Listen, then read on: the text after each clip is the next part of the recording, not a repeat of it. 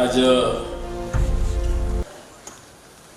इस सभागार में मंच पर और मेरे सामने उपस्थित कोलकाता शहर के सभी गणमान्य सभी को नमस्कार।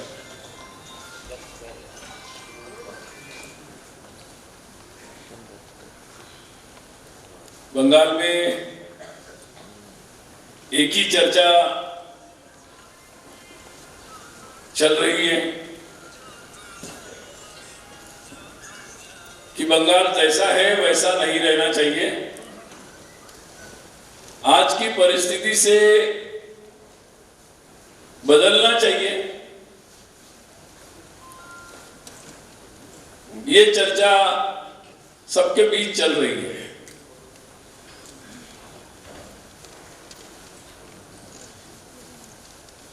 एक स्वप्न पूरा बंगाल देख रहा है। मुझे वो पंक्ति गीत की याद आती है, अमार सोनार बंगला, अमार सोनार बांग्ला। तो एक अच्छे भविष्य की कल्पना का स्वप्न सब लोग देख रहे हैं।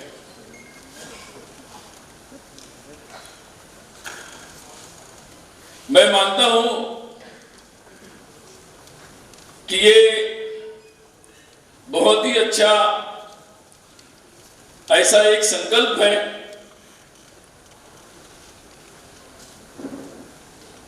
कि जिसने एक पूरे शक्ति का संचार सब लोगों के बीच हुआ है, और इसलिए इस समय इस विषय की चर्चा करना बहुत आवश्यक है। इस प्रदेश में, वैसे तो पूरे देश में, लेकिन इस प्रदेश में पिछले लगभग 40 वर्षों से बहुत प्रकार के सपने दिखाए गए।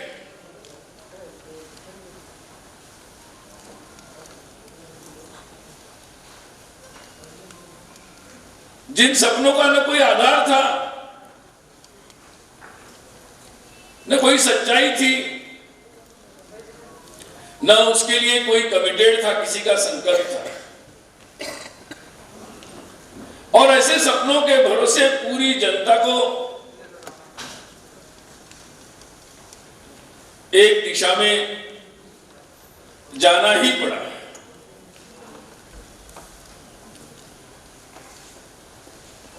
और जिसका परिणाम सबको अनुभव आ रहा है। मुझे लगता है कि उसी का कारण है कि अब एक पुनर्चिंतन सब लोगों में प्रारंभ हुआ है। क्या हमारी दिशा सही थी? और एक महत्वपूर्ण प्रश्न पूरा समाज, प्रदेश के सारे बुद्धिजीवी लोगों को पूछ रहा है, जिनको पूरे समाज के भरोसे पढ़ने का मौका मिला, दुनिया को देखने का मौका मिला,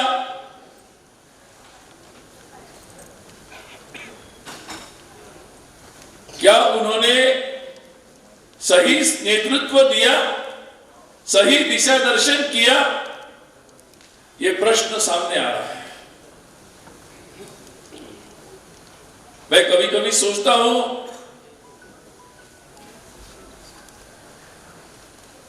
कि बंगाल एक प्रांत नहीं है। इस देश के आजादी के आंदोलन में उसकी पूरी पृष्ठभूमि, उसका पूरा नेतृत्व, उसका वैचारिक मार्गदर्शन का एक महत्वपूर्ण कार्य इस भूमि से हुआ है।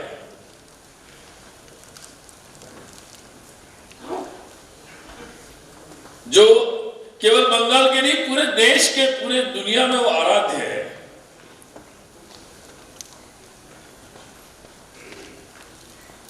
रविंद्रनाथ ठाकुर जी का नाम ले सकते हम, योगी अरविंद जी का, रामकृष्ण परमहंस, विवेकानंद। उस समय चल रही पूरी दुनिया के सामने एक ऐसा विचार प्रस्तुत किया गया जिसने पूरे देश में ऐसा एक वातावरण तैयार हुआ। एक विपरीत परिस्थिति में जब लोग ऐसा सोच रहे थे कि हम लोग तो बिल्कुल गए बीते हैं, हमारे पास कुछ नहीं है, हम कुछ नहीं कर सकते, पूरी दुनिया शायद हमसे बहुत आगे है, उस समय पूरी दुनिया में स्वामी विवेकानंद ने आह्वान किया कि नहीं, हमारे अंदर वो ऊर्जा शक्ति है और केवल हम दुनिया से लेने के लिए नहीं, दुनिया को देने के लिए भी हमारे पास बहुत कुछ है। और हम देख सकते हैं कि जिस आजादी के आंदोलन में 1885 में केवल कुछ मिल जाए इस तरीके के मांग पत्र दिए जाते थे, स्वामी विवेकानंद के उस वक्तृत्व के बाद पूरे सोच में बदलाव हुआ और लोकमान्य तिलक जी ने आह्वान किया कि स्वराज मेरा जन्म सिद्ध अधिकार है और वो हम लेकर रहेंगे। और पूरी एक भावभूमि पर, एक विचार पर उसके परिणाम किया। कोई ना कोई ऐसी बात निकल के आई और कुछ न कुछ इस देश में, इस प्रदेश में कुछ बौद्धिक संभ्रम उत्पन्न करने का प्रयास किया, जिसने समाज के सामने ऐसे एक विचार का प्रस्तुति किया, एक ऐसा सपना प्रस्तुत किया और लगातार ही उसका एक स्वप्न भंग होता चला गया।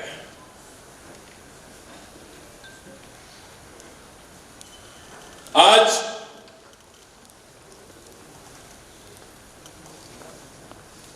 एक ऐसे सोच की जरूरत है, ऐसे एक दिशा की जरूरत है, ऐसे कल्पनाओं की जरूरत है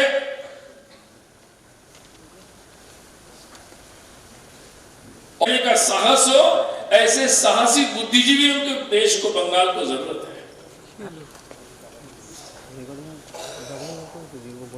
और इसलिए कट कॉपी पेस्ट वाले विद्वान जो केवल दूसरे देशों में हुए शोधों पर अपने प्रबंध लिखते हैं, उसी बातों को दोहराते रहते हैं और उन्हीं बातों को सैक्रोसेंट, बस इस पर चर्चा भी नहीं हो सकती ऐसा मानकर आगे चलते हैं, उससे मुक्त होने की जरूरत है।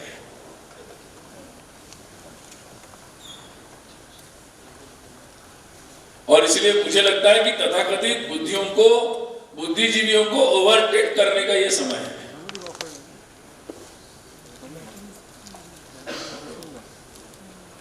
निश्चित रूप से ओवरटेक करने का समय है और कुछ बातों को मूल से सोचने की जरूरत है। क्योंकि अगर सोच में, विचार में गलती हो जाती है, एक आदमी गलती कर स्वयं के जीवन में गलती करता है तो खुद भुगतता है, लेकिन जब जो समाज का नेतृत्व करने वाले, बंगाल के विभाजन का एक षड्यंत्र रचा गया, लेकिन समाज में ऐसे नेतृत्व करने वाले रविंद्रनाथ ठाकुर जी जैसे नेतृत्व थे कि जिसके कारण उस सत्ता को 1911 आते आते अपने विभाजन के षड्यंत्र को समाप्त करना पड़ा।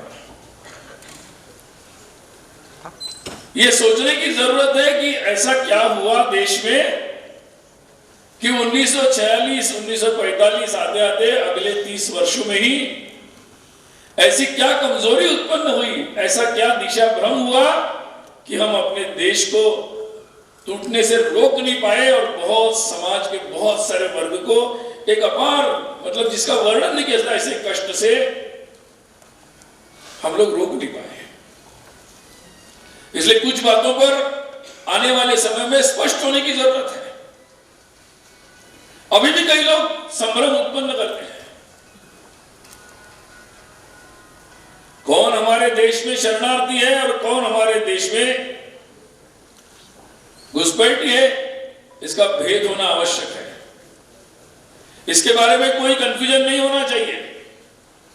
इसके संभ्रम के कारण बहुत सारा दुर्दिन देखना पड़ा है बहुत सारे लोगों को, और अगर इस पर स्पष्टता नहीं हुई तो निश्चित रूप से आगे और बहुत सारे कष्ट झेलने पड़ सकते हैं। इसलिए पूरे समाज में इसके बारे में स्पष्टता और जागृति होना आवश्यक है। उसी के आधार पर हमारा भविष्य तय होगा कि हम किस दिशा में जाएंगे। हम मजबूत होते चले जाएंगे या हम कमजोर होते चले जाएंगे। बहुत स्पष्ट होना आवश्यक है इन बातों के बारे में।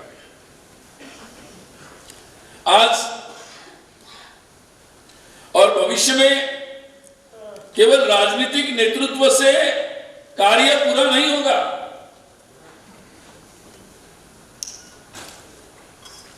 इस प्रदेश में ऐसे ऐसे लोगों ने अलग अलग जगहों पर अपना स्थान बनाया है। वो कहते हैं कि नाट्य कितनी सुंदर बात है, कितना सुंदर प्रस्तुति का निर्माण है वो, जिससे एक आनंद उत्पन्न होता है, जिसपे अनुभूति होती है। लेकिन उस नाटक का भी बहुत लोगों ने दुरुपयोग किया है। समाज को कैसे विभाजित कर सकते हैं, इस पर बहुत सारे नाटक लिखे गए, बहुत सारी प्रस्तुतियां की गई। कहां एक तरफ देश को पूरा एक जागृत और उसका वीरत्व जागृत करने वाले गीत, जो वंदे मातरम एक घोष बन गया स्वाधीनता का, और कुछ ऐसे लोग हैं कि पता नहीं क्या भ्रम हो गया, ऐसे ऐसे गीत लिखते हैं कि जिससे व्यक्ति भ्रमित होता है, जिससे कमजोर होता है, उसका साहस टूटता है। समाज को जोड़ने की जगह वो अलग ही तरीके से समाज को दृष्टि से देखता है। और जब ऐसे ऐसे गीत जब हमारे सिलेबस में आते हैं, ऐसे गीतों को लेकर कुछ लोग अपनी कला का उपयोग फिल्में बनाने में भी करते हैं, और कला के क्षेत्र को भी अपने भ्रम का जाल फैलाने का एक अड्डा बनाते हैं। आने वाले समय में जीवन के इस क्षेत्रों को भी बहुत जल्दी से मुक्त करना पड़ेगा, ऐसे भ्रमजालों को तोड़ना पड़ेगा। और इसलिए हर एक क्षेत्र के लोगों को परिवर्तन में एक महत्वपूर्ण भूमिका के रूप में सामने आना पड़ेगा। अगर हमें आगे बढ़ना है तो उनको फिर से याद करना पड़ेगा। अरे वही बंगाल है जहां हिंदू केमिस्ट्री लिखी गई, वही बंगाल है जहां पर मुखोपाध्याय जी ने हमारे मेडिकल इंस्ट्रूमेंट्स के बारे में पुस्तक लिखी, कितनी सारी, लेकिन वो सब हमारे विचारों की कक्षा से बाहर रखे गए। मुझे लगता है कि आने वाली अगर दिशा बननी है तो प्रेरणा के स्थान कौन रहेंगे, किनको देखकर हम आगे बढ़ेंगे, उन प्रतीकों के बारे में भी सोचना पड़ेगा। क्योंकि प्रतीक बहुत महत्वपूर्ण होते हैं।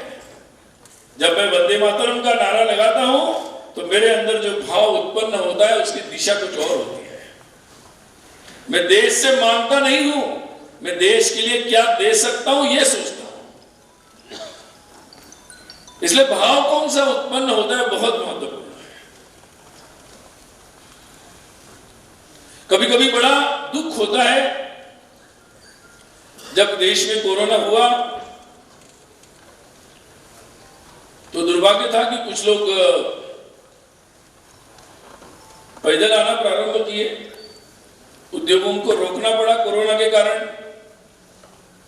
बहुत सारे लोग अपने अपने प्रदेश में जाने लगे और देश के सामने एक भयंकर चित्र आया कि कुछ जगह से लोग जाते हैं, बहुत मात्रा में जाते हैं काम करने के लिए।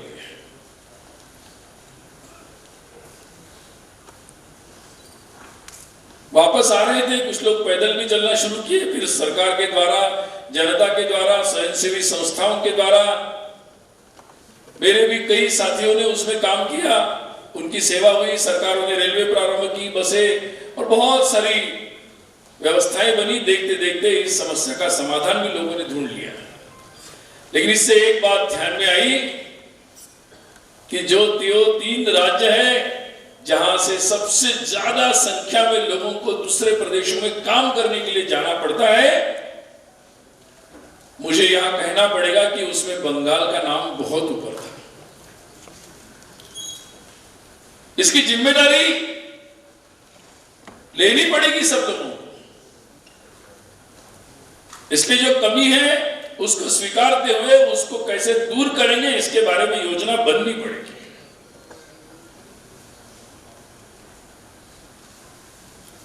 दुर्भाग्य ऐसा रहा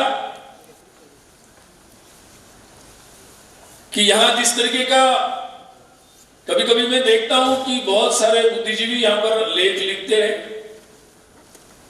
दूसरों को दोष कैसे देना,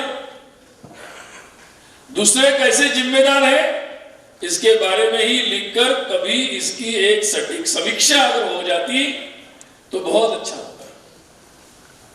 बहुत पहले परिस्थितियां बदल जाती। मैं आज एक मीडिया हाउस में गया था, बड़ा प्रतिष्ठित मीडिया हाउस है। वो कह रहे थे कि प्रदेश में समस्या है और धर्म संस्कृति की बातें होकर कैसा सुधार होगा। मैंने कहा अगर इसके सुधार में अगर किसी को दोष लेना है तो बहुत सारे बुद्धिजीवियों के साथ साथ मीडिया के लोगों को भी ये दोष लेना पड़ेगा।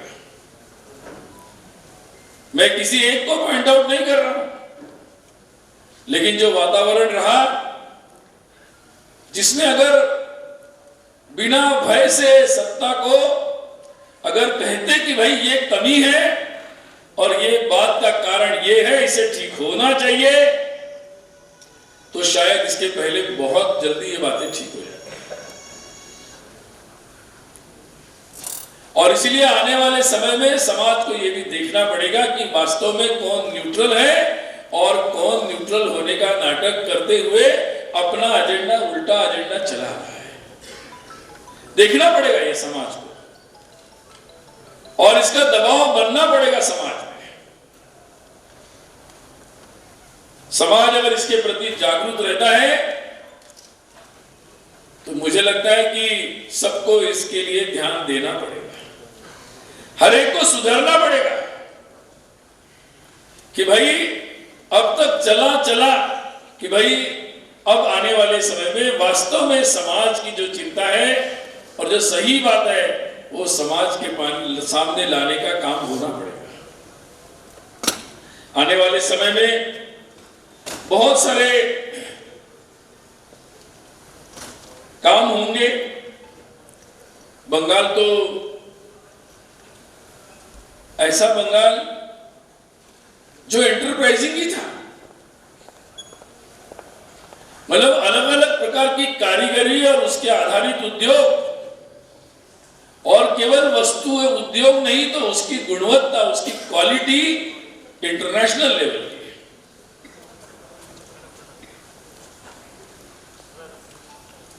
ये बात सही है कि ब्रिटिश जमाने में ऐसे बहुत सारे उद्योगों को, बहुत सारे खेती के उद्योगों को, कारीगरी को बहुत बड़ा नुकसान पहुंचाया गया। जानबूझकर उन उद्योगों को तोड़ा गया। हमारा जो अंतरराष्ट्रीय व्यापार चलता था उसको भी बहुत बड़ी मात्रा में नुकसान पहुंचाया गया। लेकिन अब पूरे देश में एक वातावरण बन रहा है, नदियों के रास्ते से भी माल ढोया जा रहा है, पोर्ट्स थे उनको पुनर्जीवित किया जा रहा है, हाईवेज एक नई प्रकार से बन रहे हैं, और भारत जो है पूरी दुनिया के सामने अपने आर्थिक दृष्टि से, एंटरप्राइजिंग की दृष्टि से आगे बढ़ रहा है। मुझे लगता है कि आज वैक्सीन के जमाने में जब कहीं हैदराबाद से, पुणे से वैक्सीन आ रही है मुझे लगता है ये संकल्प होने की जरूरत है। बंगाल जो है वो तो फार्मेसी का पुराना स्थान है। आज जो पुणे गुजरात में फार्मेसी का केंद्र बना हुआ है, क्यों हम ये अपने युवाओं को सपना नहीं दिखा सकते, क्यों सरकारों पर दबाव नहीं ला सकते कि आने वाले समय में फार्मेसी का दुनिया का केंद्र हमारा कोलकाता, हमारा बंगाल बन सकता है।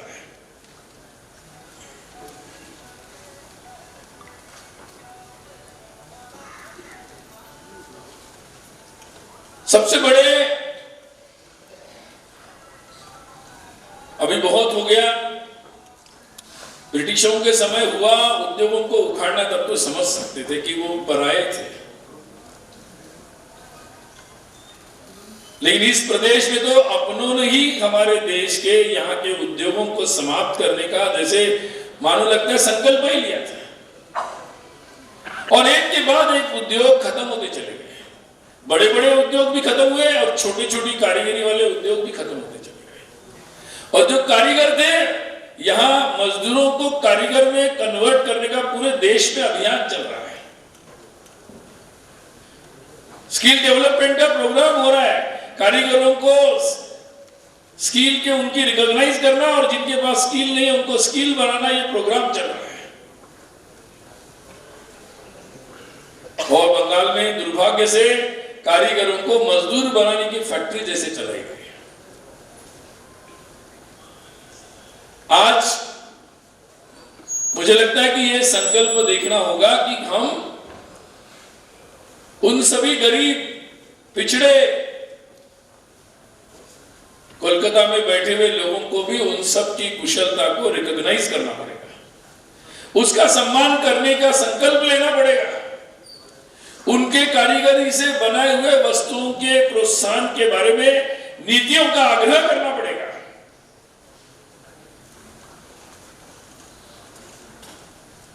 और जब हम आग्रह बनाने की नीति बनेगी तो पूरी दुनिया, देश और दुनिया के लोग उन कारीगरों से बनाई हुई, चाहे इंडस्ट्री के प्रोडक्ट हो छोटे छोटे या कारीगरी और कला की वस्तुएं हो, उनका इस उद्योग में इनको बहुत बड़ा स्थान मिलेगा। और इसीलिए आज हमारी जरूरत इकोनॉमिक प्रॉस्पेरिटी के बारे में ऐसे नए विधाओं से, नए प्रकार से योजनाओं की आवश्यकता है। एक नए, जो एक जिसको संस्कृति कहना भी गलत है, लेकिन ऐसा एक माहौल बनाया गया कि कॉलेज के विद्यार्थी आएंगे और कॉलेज के विद्यार्थियों को भ्रमित करते हुए उनको एक दिशा दी गई, उल्टी दिशा, कि काम मत करो, उल्टी चर्चाएं करो, डिस्ट्रक्शन करो, रोको, चीजों को रोको, होने मत दो। आज मुझे लगता है कि ये बात की आवश्यकता है कि ऐसा एक माहौल बनाया जाए कि भाई रोकेंगे नहीं, करेंगे, हम भी खुद करने में पार्टिसिपेट करेंगे। एक आंदोलनों की, एक कंस्ट्रक्टिव प्रवृत्ति की प्रदेश को जरूरत है, एक कंस्ट्रक्टिव मूवमेंट की जरूरत है। और इसलिए एक राजनीति और एक्टिविज्म के नाम पर जिस अपसंस्कृति को यहां पर बढ़ाया गया, उसके बारे में भी पूरे देश, पूरे प्रदेश के लोगों को पुनर्विचार करने की जरूरत है, क्योंकि उसी से आज देश के कई हिस्सों में, मैं आपको बता सकता हूं, पूरे उत्तर पूर्व के राज्यों में जहां कई वर्ष अलग अलग प्रकार के हिंसक आंदोलन चलते थे, आज एक पूरा परिवर्तन का दौर चल रहा है। नए प्रकार के उद्योग प्रारंभ हुए हैं, शांति की स्थापना के साथ एक स्थिरता और प्रॉस्पेरिटी की ओर पूरे लोग बढ़ रहे हैं। आज इस दृष्टि से विचार करने की आवश्यकता है। और इसलिए शिक्षा के बारे में भी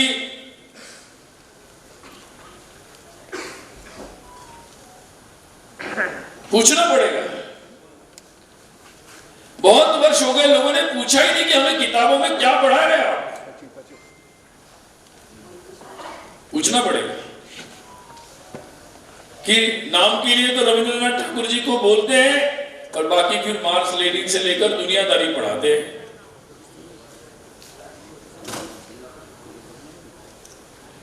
और इसलिए पूछना पड़ेगा कि क्या पढ़ाएंगे। सोशियोलॉजी में डिवाइडेड फैमिली पढ़ाएंगे या यूनाइटेड फैमिली पढ़ाएंगे, क्या पढ़ाएंगे, पूछना पड़ेगा।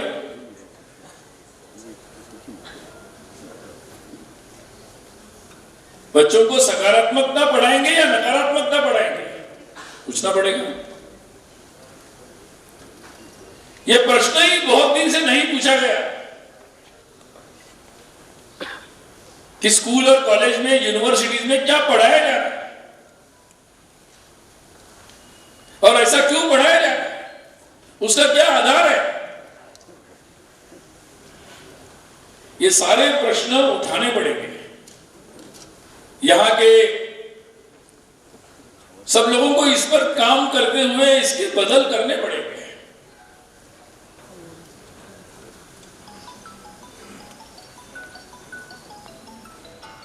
और इसलिए आने वाले समय में जो अभी तक हिपोक्रेसी चल रही थी, इससे मुक्त वातावरण बनाना पड़ेगा। अभी देखिए पूरे दुनिया में ऑर्गेनिक, इथिकल, हर्बल, पूरी दुनिया में ये मंत्र बन रहे हैं।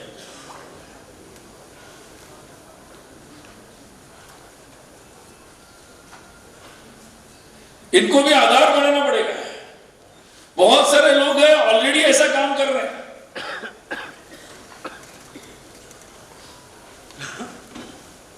और इसलिए उनको जुड़ना पड़ेगा।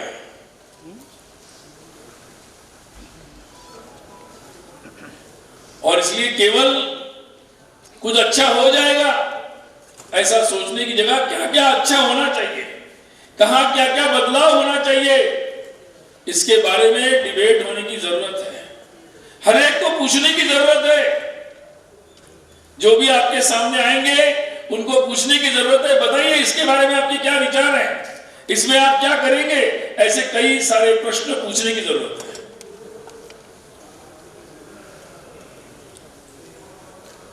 ये प्रश्न पूछना प्रजातंत्र में बहुत महत्वपूर्ण है। ऐसे प्रश्न पूछे जाए कि जिससे धीरे धीरे आगे की दिशा बनती चली जाए।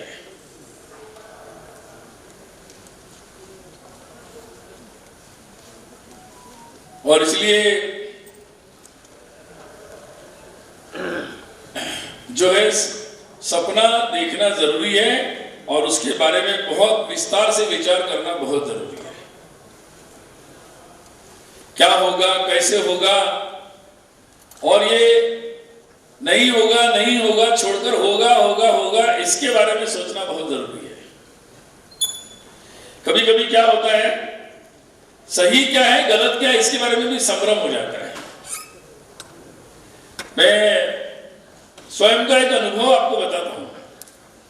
क्या हुआ कि हम लोग बचपन से रहते तो नागपुर शहर में थे, लेकिन हमारे पिताजी को बड़ा एक भाव था और वो गाय का पालन करते थे।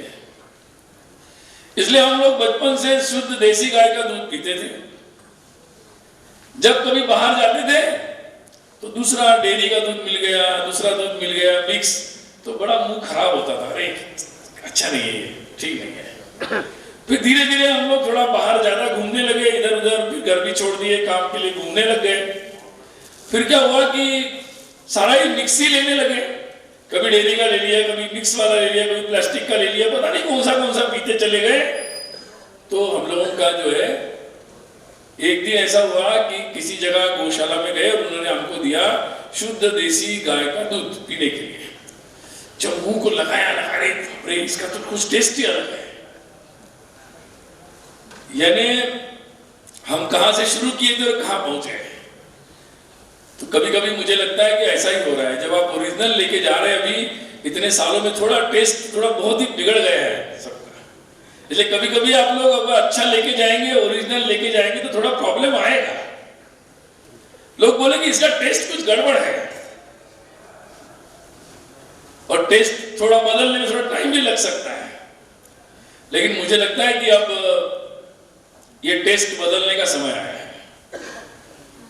और इसलिए शुद्ध जो है, जो शरीर के लिए अच्छा है, जो मन बुद्धि के लिए अच्छा है, जो अपने परिवार के लिए अच्छा है, अपनी नई पीढ़ी के लिए अच्छा है, अपने प्रदेश के लिए अच्छा है, अपने देश के लिए अच्छा है, पूरी मानवता के लिए जो अच्छा है, उसकी टेस्ट देने की जरूरत है। और इसलिए वो हो सकता है समझाने में थोड़ा समय लगे, और इसलिए ये सोच जो है जरूरी है। समाज में भी कुछ कमियां होती है, इस कमी को हमें भी स्वीकारना पड़ेगा कि अगर शायद पूरा समाज मिलकर, हमारे समाज में ही बुद्धिजीवी अगर ये सारे प्रश्न उठा लेते, तो शायद प्रदेश को, जो बंगाल सबसे आगे था, उस बंगाल को सबसे इतना पीछे जाने की शायद अवस्था ही नहीं आती। इसलिए कोई बात नहीं, आज भी इस बारे में सोचने की जरूरत है, कमियों को खुले तौर पर स्वीकारने की जरूरत है।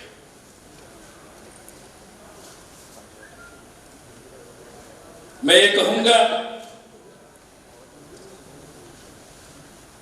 कि सारे लोगों को, आजकल हम लोग सोशल मीडिया के जमाने में है, बड़े बड़े विद्वान ही केवल लिखते नहीं, हर कोई विद्वान है और हर कोई लिख सकता है, इसलिए संकोच न करें, और जो जो कल्पनाएं हैं उनको सामने लाएं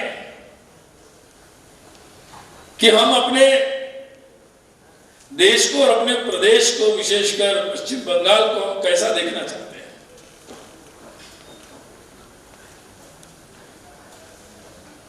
क्यों अच्छा इंफ्रास्ट्रक्चर नहीं हो सकता?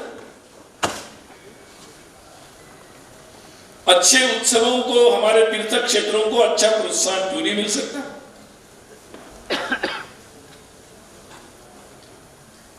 हम अपने परंपराओं को और अच्छे से क्यों नहीं निभा सकते?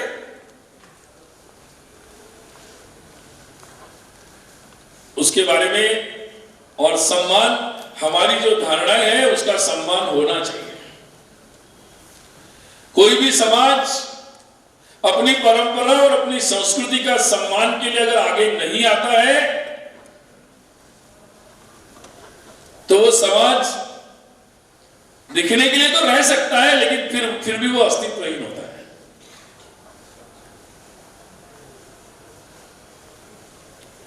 और इसलिए अपना धर्म, संस्कृति, अपनी परंपराएं, अपना सम्मान, हम जिनको मानते हैं, जिनसे प्रेरणा लेते हैं, उनका भी सम्मान होना चाहिए, उनको न्याय मिलना चाहिए। आजादी के 75 वर्ष पूरे होने जा रहे हैं, ब्रिटिशों से आजादी, और इसीलिए पूरा देश 15 अगस्त 2021 से 15 अगस्त 2022 में 75th ईयर ऑफ इंडिपेंडेंस मनाने वाला है। बहुत सारे इस भूमि में जिन्होंने जन्म लिया, जहां इन्होंने कार्य किया, ऐसे बहुत सारे लोगों को जो सम्मान मिलना चाहिए था, वो सम्मान नहीं मिला। नेताजी सुभाष चंद्र बोस, मुझे लगता है कि उनके 125वें जयंती के दिन तो सबको संयम रखना चाहिए और उनके सम्मान को सबसे ज्यादा महत्व देना चाहिए अपने अपमान से।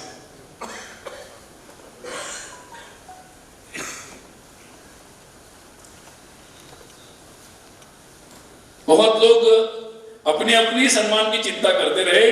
मुझे लगता है कि अभी समय है कि जिनका सम्मान होना चाहिए उनको सही सम्मान देने की समय है।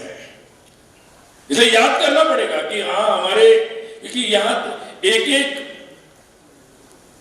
जगह पर ऐसे लोग हुए। समाज के आज जिसको हम मनाते हैं दुर्गा पूजा, वो भी उस समय में बनी रहे, टिकी रहे, इसके लिए भी बहुत लोगों ने संघर्ष किया। हमारा कविता, हमारी पुस्तकें, हमारा लेखन, हमारा साहित्य, हमारी भाषा, सबके लिए बलिदान किया है।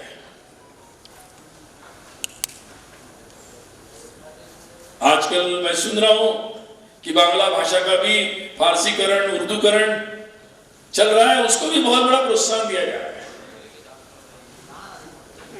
तो कभी कभी गुस्सा भी आना चाहिए अच्छे लोगों को। इतना भी अच्छा नहीं होना चाहिए कि बहुत कुछ हो जाए फिर भी गुस्सा ना आए। ऐसा अच्छापन भी कोई काम का नहीं है। और इसलिए अच्छे के लिए गुस्सा आना चाहिए, क्योंकि गुस्से से संकल्प भी बनता है। और इसलिए कम से कम अपने लिए नहीं तो अपने आने वाली पीढ़ियों के लिए, कि उनका भविष्य अच्छा हो। बंगाल में सबसे ज्यादा श्रमिक बाहर काम करने के लिए जाते हैं। बंगाल में अच्छी पढ़ाई होगी कि नहीं, इस कारण से दुनिया देश के कई प्रांतों में यूनिवर्सिटीज में पढ़ने के लिए लोग जाना पड़ता है। अपना बच्चा, अपनी बेटी सुरक्षित रहेगी कि नहीं, इसलिए बंगाल में पढ़ाने की जगह उसको बाहर पढ़ाओ अगर अपनी हैसियत है। और कई लोग ऐसे हैं कि जो पढ़ने से सुरक्षित रहेंगे कि नहीं, इसलिए अपने बच्चों को स्कूल में, कॉलेज में नहीं भेजते, नहीं भेज पाते।